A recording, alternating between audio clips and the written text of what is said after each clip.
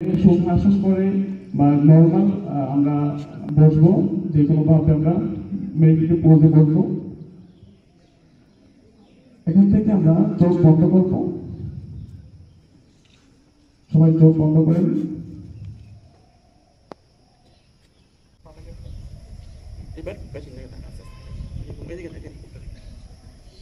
অনেকটা এরকম ভাবে আমরা 10 slowly come back, change your side, opposite leg, এদিকে না, হাত চেঞ্জ কর। 1 2 3 4 প্রবলেমটা আপনারা অনেকটা রিলিজ পাবেন। এবার এখান থেকে আমরা করব বৃক্ষাসন।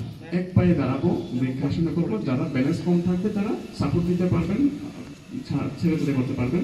আমরা দেখাচ্ছি একটা ডেমোনস্ট্রেশনের জন্য খুবই উপকার আসনটা। এই আসনটা করলে তোমাদের মনোযোগ বৃদ্ধি পাবে ব্যালেন্সের উপরে।